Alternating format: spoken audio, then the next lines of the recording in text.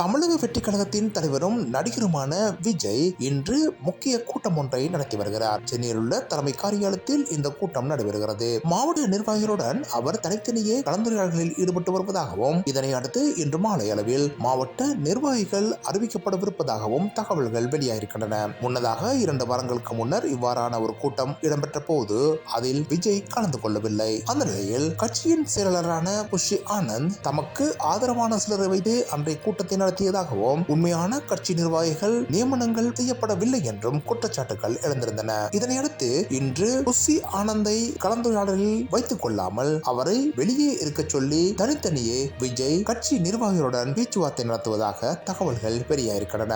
இது அந்த கட்சியில் வேறு யாரையும் நம்பாமல் தாமே இருந்து செயற்படக்கூடிய ஒரு நிலைமையை விஜய் கொண்டு வருகிறார் என்ற ஒரு கருத்தை வெளிப்படுத்தியிருக்கிறது. கடந்த வார கூட்டத்தின் போது புஷி ஆனந்த் தனக்கென ஒரு தனியான கூட்டத்தை வைத்திருக்கிறாரா என்ற சந்தேகம் எழுப்பப்பட்டதை அடுத்து இன்றைய கூட்டத்தை விஜய் தனித்தனியாக புஷி ஆனந்த் இல்லாமல் நடத்தியிருக்கிறார். இந்த நிலையில் 2026ஆம் ஆண்டு சட்டசபைக்கு தயாராகும் நிலையில் விஜயின் நடவடிக்கைகள் தொடர்ந்தும் மேற்கொள்ளப்பட்டு வருகின்றன. ஏற்கனவே விக்கிரவாண்டியில் மாநாட்டை நடத்திய விஜய் அண்மையில் பரந்தூர் விமான நிலைய விஸ்தரிப்புக்கு எதிராக போராடி வரும் மக்கள் மத்தியில் தமது அரசியல் கள பயணத்தை ஆரம்பித்தார் என்பது குறிப்பிடத்தக்கது.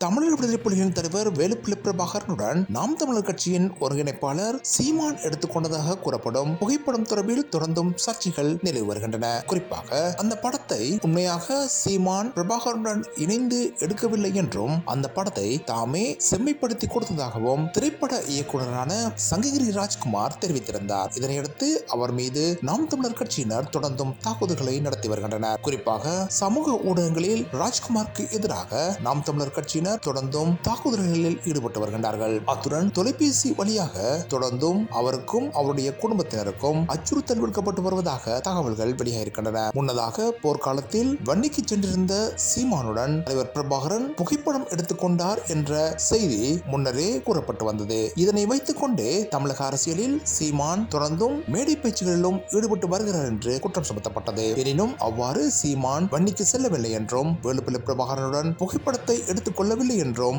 குற்றச்சாட்டுகளும் எழுந்திருந்தன. அந்த வகையில் தற்போது பெரியார் தொடர்பாக சீமான் கூறி வந்த கருத்தை அடுத்து சீமான் மீது அரசியல் ரீதியான தாக்குதல்கள் தீவிரப்படுத்தப்பட்டிருக்கின்றன. அந்த வகையிலேயே சீமான் பிரபாகரனுடன் புகைப்படத்தில் ஒன்றாக இருக்கவில்லை என்ற கருத்து வெளியாகியிருந்தது. இதற்கு மத்தியிலேயே அந்த படம் உண்மையான படம் அல்ல என்றும், அதனை தாமே செம்மைப்படுத்தி கொடுத்ததாகவும் சங்ககிரி ராஜ்குமார் தெரிவித்திருந்தார். எனினும் இதற்கு சவால் விடுத்துள்ள சீமான் அவ்வாறு செம்மைப்படுத்தி கொடுத்ததற்கான ஆதாரங்களை தம்மிடம் சமர்ப்பிக்கும் சங்ககிரி ராஜ்குமாருக்கு சவால் விடுத்திருக்கிறார்.